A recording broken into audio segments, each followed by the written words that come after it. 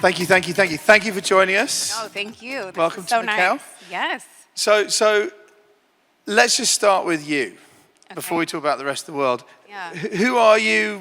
What's your background? What do you do for CAA? Yeah, I'm assuming everyone knows who CAA is, by the way. And if you guys don't know what CAA is, it's a talent agency. We're a global agency that represent musicians, actors, creators, choreographers, kind of the whole gamut. We're in a lot of different businesses, but I'm based in Los Angeles. And I guess to answer your first question, a little bit more about me. I'm from Orange County, the OC. A lot of people might know it as a very glitzy, glam kind of place like the TV show, but I did not grow up in that sort of realm. Very much different from the demographic that you would imagine the OC is. And my start was kind of really just with my mom and my sister, and we spent a lot of time in shelters as I was a child, and with community. And that's kind of my background, is really just in community. I was really connected to the arts as a child. That was kind of the way that I saw myself and my family saw me. And so I was just always really connected with the entertainment industry and community, and that's really my start. And tell us a little bit about what is your role at CAA? And no, I used to work for an ad agency called CIA. Don't worry.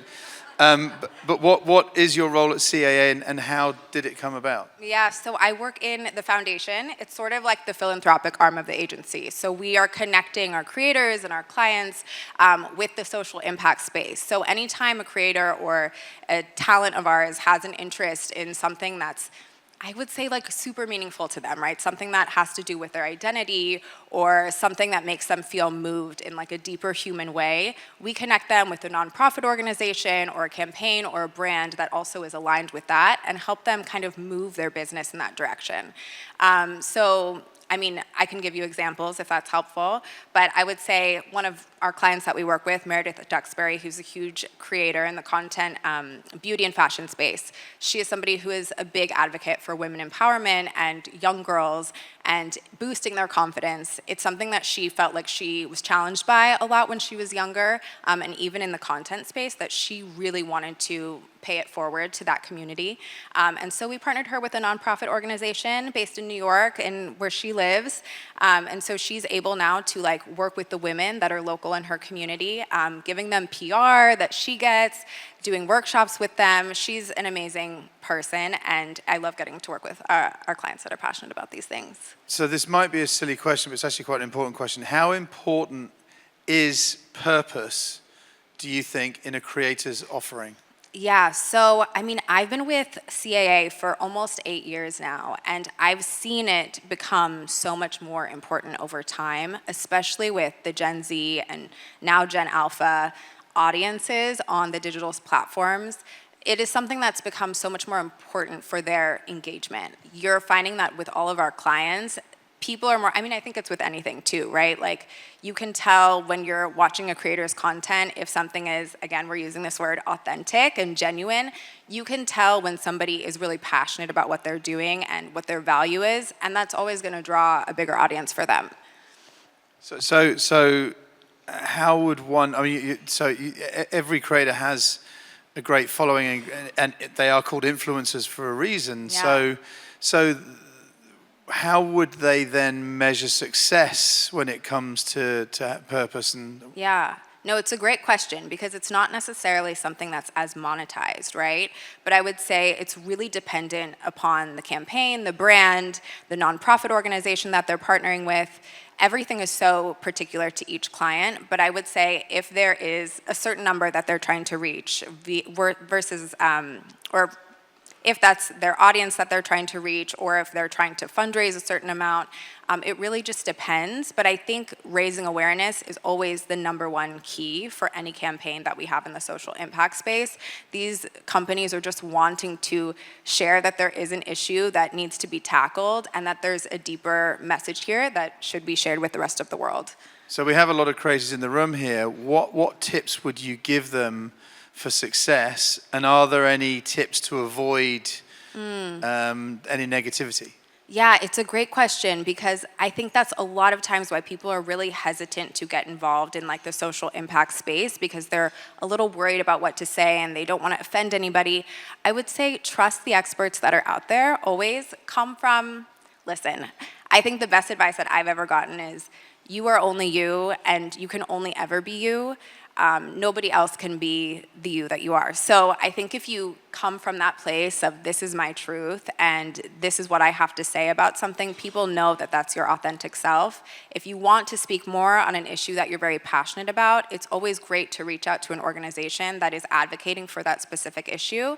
They always want to help. They always want to reach out to you and have you as a creator be an influential part of their campaign, whether that's an ambassador or posting about them. So I would say just to reach out. I love this. You are only you. Yeah. Maybe that could be next year's theme.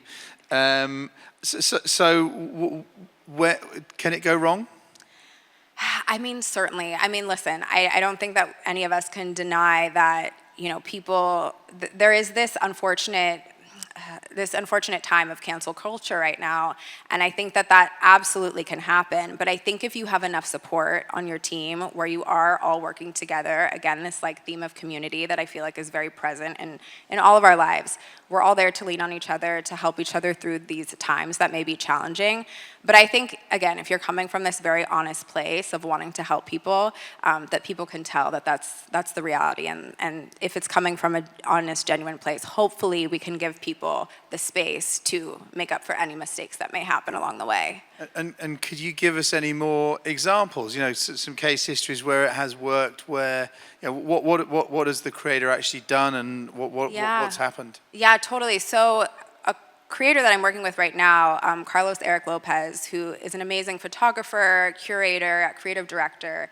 I've been really privileged to be able to work with him over the past year or so, but he is a big advocate in the Latino community, and he is hosting his annual Dia de Muertos gala this week in Los Angeles, and he is somebody who has always been really passionate about this space, but has always been very curious on how to push it forward in the community. So when we started working with him at CAA, we've sort of surrounded him with a huge team of people in all different specs that we're able to offer at our company. So whether that's in the digital space or the film and TV space, the music space, we're able to bring all of our clients around him to support him. And he's able to post about all of these things and all of these ventures that he has on his platforms and continue to advocate for the community. That's just driving more awareness and bringing more business to him as well. I know we were talking about the positives of it. Is there such a thing as purpose washing? Are there examples of creators, and you don't have to name names, or you can if you want, but are there examples of creators trying to do it just to be seen to be doing it rather than actually meaning it? Yes, I do, and I will not name names, but I do think that there is a creator that most people know of. We did have the opportunity to work with him and actually ended up not, because I think it was very apparent that it was for that purpose of purpose washing, which I've not heard, but is exactly. I invented that. I love it. You should copyright it. But that certainly is happening these days, where more people are trying to do it just for show. But again, I don't think it works, because I think people are able to tell. I think fans are able to tell if something isn't authentic to them. And so I just don't think that it's really working for him. And I'm lucky to work with clients who genuinely are trying to do this for the betterment of their community.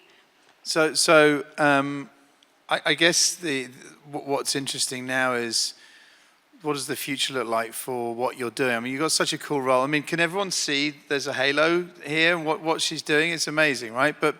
So what's up next? What's in the pipeline? What does the future look like for everything you're doing? Yeah, so I mean, I feel super lucky because I get to work at a company that represents thousands of clients, and we don't sort of have our own roster individually. We're able to work with clients in all different spaces. I get the privilege to work with people in the digital space and the creative space, but I think it's really fun when you do see this cross collaboration. And so I think hopefully we continue to see more creators who are passionate about something that's bigger than themselves and mission-driven work, and they keep making it exciting. It is really such a unique role that creators have to be able to spread this influence. And I don't think a lot of people realize how much power they really have to do so much good in the world. And I think that that is like the biggest key of all of this. And when people do take advantage of that and take advantage of the power that they have to spread this good, it's just like absolute magic. We've actually got a little bit of time for a question. Does anyone have a question out there in the audience?